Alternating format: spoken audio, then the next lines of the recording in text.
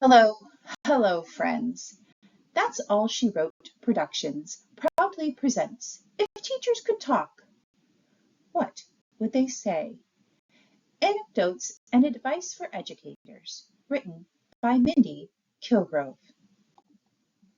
Note: this memoir is a straightforward retelling of the author's recollections. The names of individuals and institutions have been changed to protect the privacy of others. All conversations or exact details are subject to the author's interpretation and memory. The teacher. An introduction. Mindy, we've got to talk. I spun to see Cissy Shields, the head of the English department, looking at me with baleful eyes. She was a small, petite woman, but when she spoke, others listened, and she had my attention. In her right hand, she held a single sheet of paper, and I craned my neck, trying to get a peek at the document. What's up? I stepped aside so she could enter my classroom, then cast a discreet look out into the hallway, checking for eavesdroppers, before I quietly shut the door behind her. Never one to gloss over the messier side of her job, Sissy thrust the paper at me, then said softly, "Tamara's not thrilled with the latest meeting notes." Meeting notes? Immediately I was perplexed. I grasped the document, and my eyes quickly scanned it.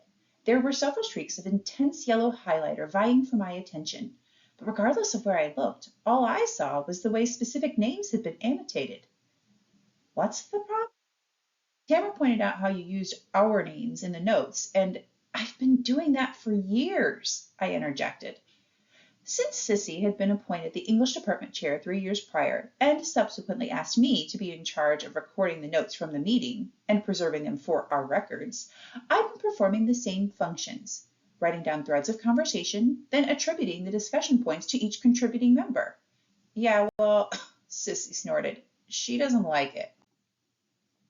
I'm not sure I understand, I said slowly, looking over the highlighted parts and squinting to read the handwritten additions that were made in curlicue, cursive handwriting. If Tamara had a problem with the way I was record keeping, why didn't she say anything before? She's never read the meeting minutes before, Sissy said, which made me scoff. Never? How's that even possible? As soon as I email them to you, not 3 minutes elapsed before you forward them to the rest of the department. How could she have? She said she never looked over them before, Sissy explained, because there wasn't any need. In the last 3 years, she's never missed a department meeting, and fine, I groaned. Then what's the problem now? Why did she suddenly start looking over the notes, weighing them, and finding them lacking? I was getting slightly steamed.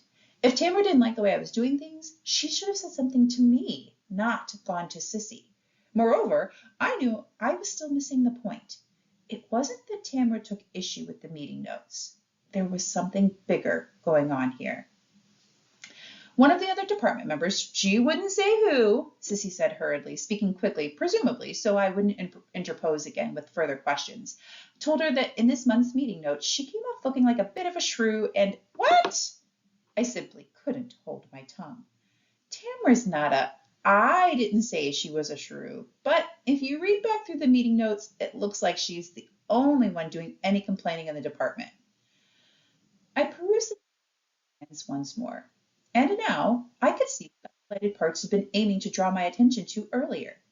At this last meeting, the English department had discussed a series of contentious topics. Everything from the dress code, the district's cell phone policy, to the usage of common assessments in the classroom was covered at our meeting, and in each instance Tamara shared her piece.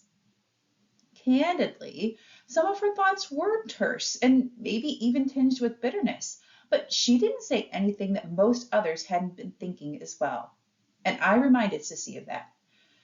That may be true, Sissy agreed half-heartedly, but if you only read this document and weren't in the room, you'd think that Tamara was leading a gripe session while the rest of us just sat on our hands and listened. That's not what happened, I said, handing the printout back to Sissy. Everyone who was at the meeting was full well that Tamara was speaking for all of us. And if you look at the notes I made underneath each point, you can see where I seconded a comment, or other department members did the same. Sissy heaved an exasperated breath. I'm not sure what happened at the meeting really matters all that much, Mindy. What concerns Tamara is that I'm going to submit this document to the administrators, and she doesn't want our bosses thinking she has something valuable to say. I stabbed my finger at the place on the page where I had typed verbatim one of Tamara's more salient points. She doesn't think that this kind of thought should be read by others. She wants the principal and administrative team to read the list of concerns, but she doesn't want her name attached to it. Sissy replied. I don't understand, I admitted. What's the point of saying something if you won't put your name on it? Sissy fluffed the sheet of paper breezily, fanning her face a little. Tamara wants anonymity. She thinks that if people know she was complaining at our department meeting, that there will be follow-up conversations, or they'll get the wrong idea about her personality. But she wasn't complaining, I insisted. She was speaking her mind. Why wouldn't she want others to know what she'd said? Once again, Sissy sighed, but this time it was tinged with heavy-heartedness. Going forward, let's just keep names out of it, she said wearily. Good idea? Terrible suggestion? Doesn't matter. The English department notes will just be a string of bullet points without anyone's name attached. But what if I want people to know what I think? I met Sissy's gaze and held it earnestly. I wouldn't say something. I wouldn't even open my mouth in a meeting if I didn't want other people to hear me talk.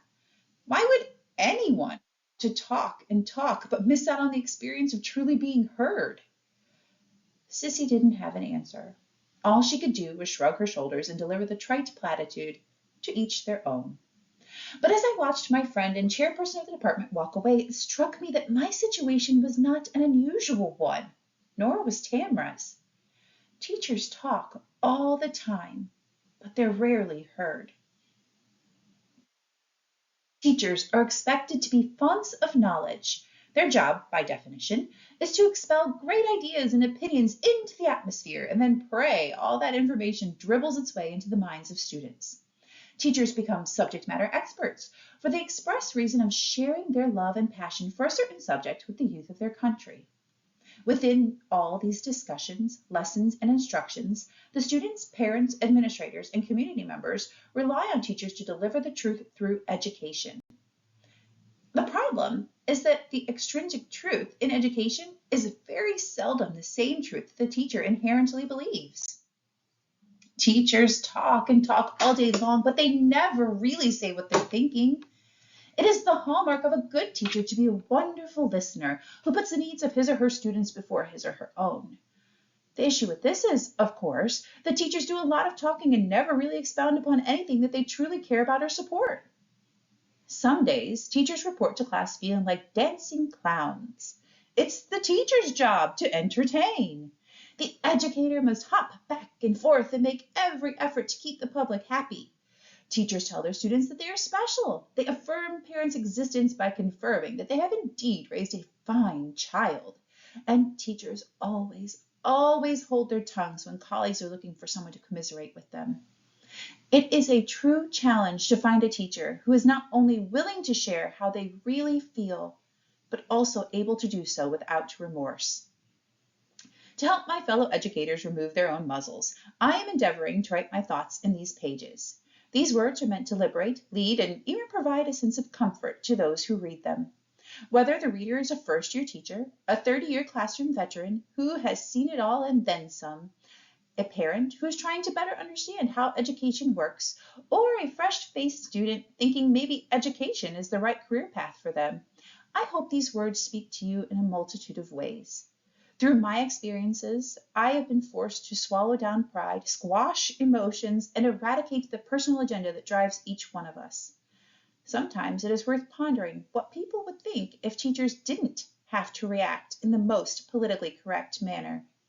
How would students respond if they knew what their teachers actually thought? To that end, I present If Teachers Could Talk. This resource should be used as a guidebook for those looking to learn more about the education field. Throughout this work, the reader will find bits of advice that have been run through the crucible and lived to be worthy of sharing. Sprinkled in will be real stories with details that can only be true because in some cases they will be so improbable the reader may want to believe they are being spun a yarn. But stick with me, dear friends, as I put down the smartboard markers, step away from the laptop, and present to you the hard-won lessons from my years in education. One person alone has a wealth of knowledge, but that experience must be shared. Conversations need to happen. Discussions should be facilitated. Teachers must be allowed to talk. Those truths that we explore during our conferences with one another, the highs, the lows, and the days when no one wants to get out of bed, can be best shared with a friend who has been there and knows the trials too.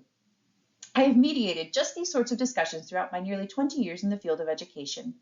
My career began when I was just 22 years old in an urban school located right outside of Charlotte, North Carolina. In those first few years, I was thrust directly into the fire as I not only taught English language arts to students in grades 9 through 12, but I also created classes like composition and theater from scratch. Outside of the classroom, I was the assistant softball coach, assistant girls basketball coach, drama director, and dance team advisor. From there, I moved to Ohio.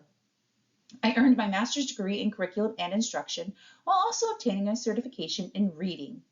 Concurrently, I taught in several schools and classrooms ranging from remedial courses designed to help 7th and 8th grade students build their fundamental reading skills to working at a vocational school in which it was my responsibility to prepare young professionals for life and their occupations outside of high school. Years later, I moved again, this time landing in the state of Florida. My time in the classroom was spread between teaching high school English and substitute teaching in the autism spectrum disorder units at the elementary school level. For the last few years, I have worked part-time as a teacher author for the popular teacher lesson sharing website, Teachers Pay Teachers. Inarguably, the motivating factor that induced me to write this work remains that I wish to educate others. My understanding of the fundamental teaching concepts is presented in this text. Each and every single day, the teacher must decide, what do I want my students to learn today? What do I want them to take out of my classroom and carry with them for the rest of the day or for the rest of their lives? And perhaps most importantly, what do I wish to say? When I talk, what do I want my students to hear? Please know that answering these questions is paramount, but teachers need to go further. They must comprehend how the answers to these questions will make all the difference in the way a classroom is conducted. We all must recognize that the students are the center of the classroom. The teacher can dance, sing, or play the ukulele, but if the leader does not focus the classroom on what is best for the student, all is lost. Now the introductions have been made, it is time for the lessons to begin. Let's talk. Chapter 1. Directions. With a group of teachers, discuss the following. Feel free to take notes and don't be shy about giving yourself or others credit for the thoughts that are shared in this session. Number 1, if you could talk and know that someone would listen and care, what would you say? Number 2, what changes would you like to see in your classroom, in your school? Number 3, consider the lesson you taught today. What did you want your students to learn? Number 4, how did you keep your students at the heart of your lesson today? Number 5, thinking just of your interactions with your students in class today, what do you want them to take away and remember or even use somehow in their everyday life? Thank you for listening to this recording of Chapter 1 in If Teachers Could Talk. This has been a That's All She Wrote production.